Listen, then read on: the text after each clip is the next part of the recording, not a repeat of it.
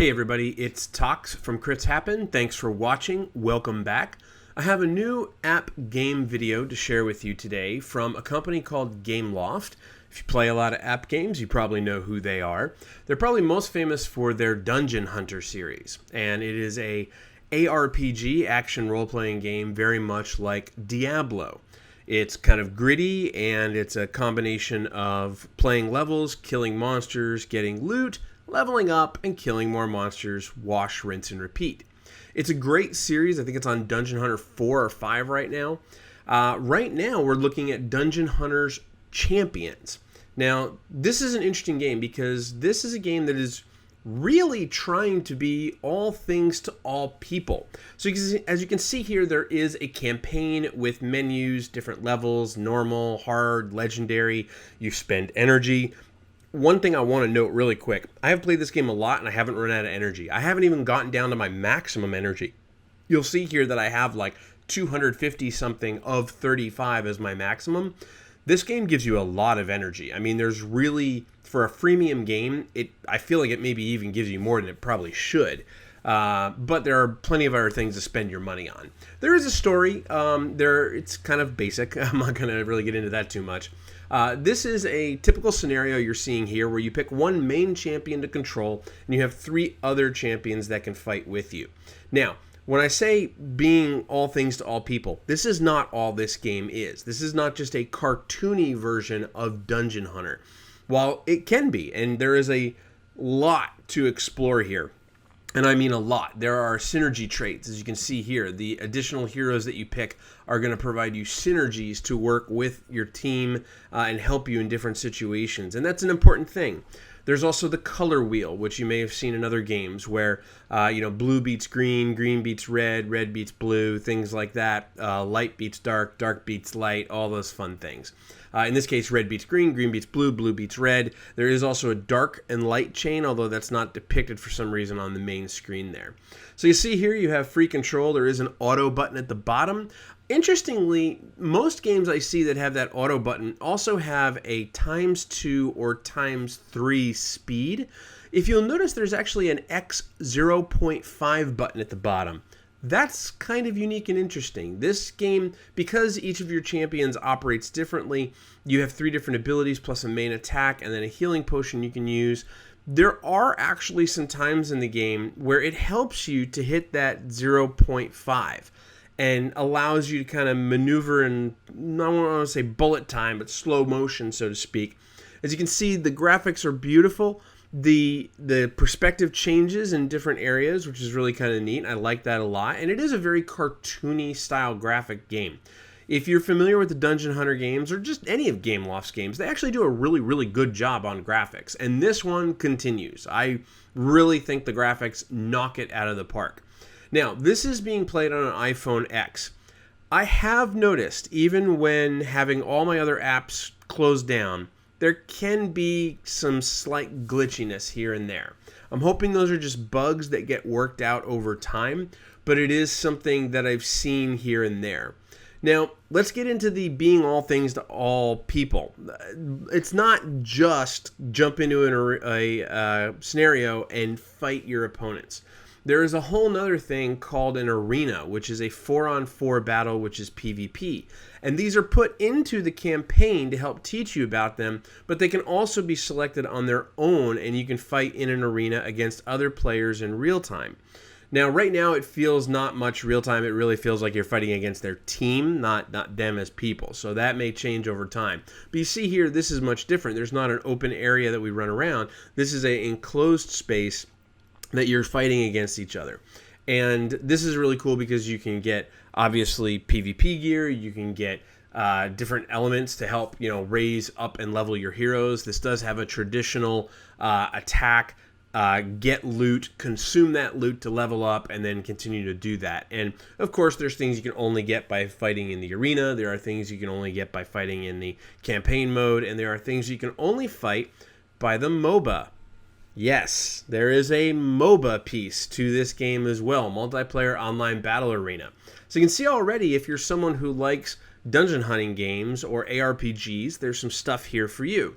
If you like arena and PvP and squad-based games, maybe something like a DC Legends or a Star Wars Galaxy of Heroes or the brand new Marvel Strike Force, that could be something that also is getting, kind of scratching your itch. There's a lot of different champions you can select as well. Before going into a fight, you can select on the opponent and see some of their information about what kind of traps they have, what kind of triggers they have, what kind of abilities they're going to throw at you, and you can get into a mix with that. Now, this one's really interesting, and I really like this mode. This is a mode where you pick one champion. The AI, or the computer, basically picks a similar champion to you and mirrors you with a different element, in this case, dark versus fire.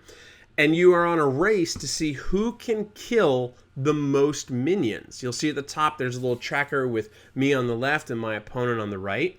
These are not that easy, and it really does challenge you to know the timing of your skills for your champion and when to use the skills of your champion. And I like that. These are not something that you can just select on your own. These are things that you'll find throughout the campaign.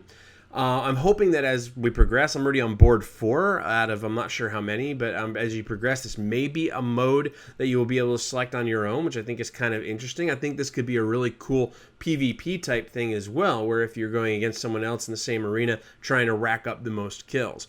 And because, again, it's kind of cartoony, it's not quite as gruesome as it sounds, but the graphics do look absolutely beautiful. You'll notice that as you continue to hit, and especially in events like this, you start to rack up your combo. The higher hit combos you have, the more damage you're going to do. So it does definitely benefit you, especially using the Demon Hunter here, the character I'm using, to get into that. And you'll notice, this is not a throwaway match. Like, he's beating me through most of the match.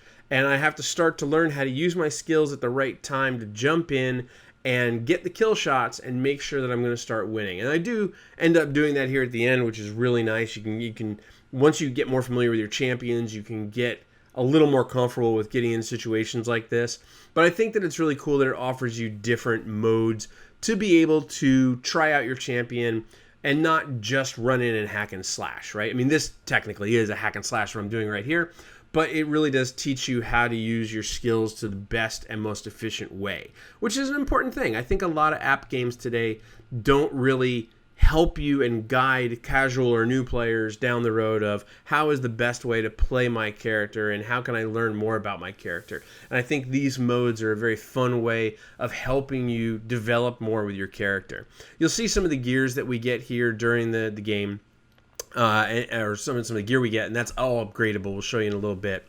This is a different mode inside of the campaign as well, and this is where we start to get towards the MOBA. So this objective, I have to destroy a tower, and it teaches you a little bit about the gameplay of MOBA, and that you have your minions that are running around. The towers are animated, which is really cool. In this case, I don't have to destroy a core or a base that my opponent has. I just have to destroy a tower.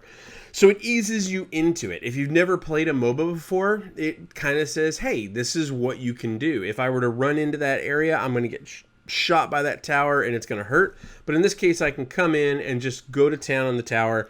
It gives you a little bit of basics about what it means to play in a MOBA environment. Now, obviously, this is very basic, right? This is not the hardcore type of MOBA thing. But I think, again, that's really good because it eases you into that, which is really good. If you're an experienced MOBA player, you may not like that piece, and here's why. If you're coming to Dungeon Hunter Champion looking for MOBA, you have to play a lot of the campaign just to unlock it, and you have to level up your champions and keep them basically leveled up while doing the campaign to be able to play them in MOBA.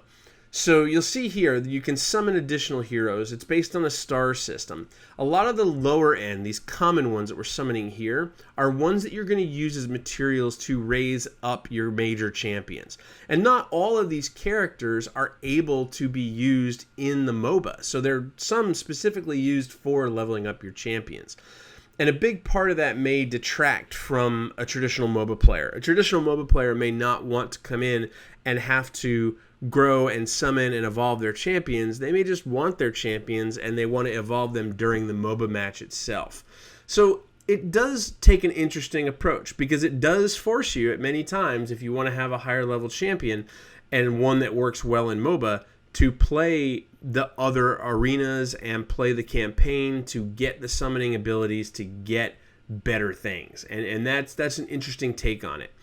This is one of the champions that we're going to get. You can see there's an obvious difference between the common characters that you can get and some of the more upgraded characters. The 3 to 6 star characters, much bigger animation, much more presence, just really, really cool looking. I do love the armor on this Mercenary, which is really cool.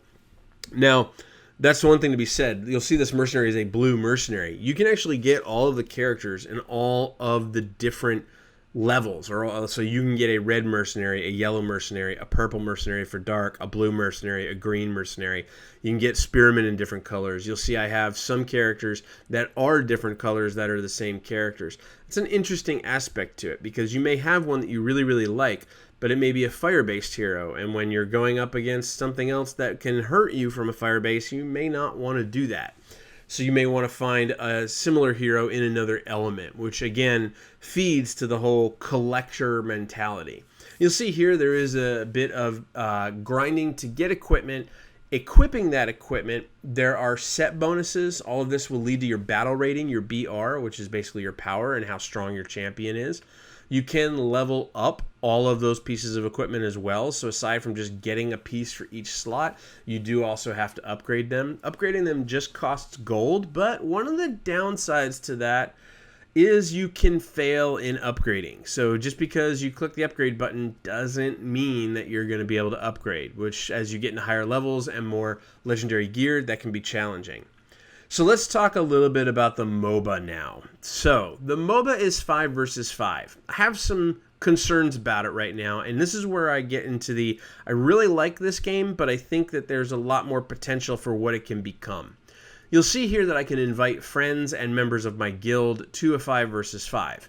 There's nothing that indicates when I click that plus symbol that tells me that they've been invited, and that's kind of frustrating. It doesn't even tell me if I'm waiting on them. Once I do that and I decide to go into the battle, whether it's by myself or with other people, then the waiting game starts. Now, I make a jump here to get to the match because this one took almost 3 minutes to find a match, and that's concerning. It gets even more concerning as we get into the game. So you'll see here there's some names that look kind of generic for the players, and that has me worried. And then the gameplay has me worried too. I don't think you're playing against other people. I don't think that there is real-time MOBA happening here. I think there's MOBA happening against bots here. And I haven't been able to confirm that. I'm sure doing a couple of Google searches might help. I've done a few and haven't been able to really find it yet. But the actions and the activity that people take in the game are not indicative of real players or MOBA players. Even casual players would be smart enough not to do the things that these people do in the game. You'll see it's a typical MOBA, 3-lane MOBA. In this game, I ended up with 4 green opponents, or 4 green teammates, and a blue character that I chose. Now, I'm a healer here, and you'll see as we get into this, people just kind of spread out. There's no delay here, which also has me a little worried that there's bots here and not actual people. When I play a 5 versus 5 MOBA like Arena of Valor, there always seems to be a bit of a delay in getting someone logged into the game.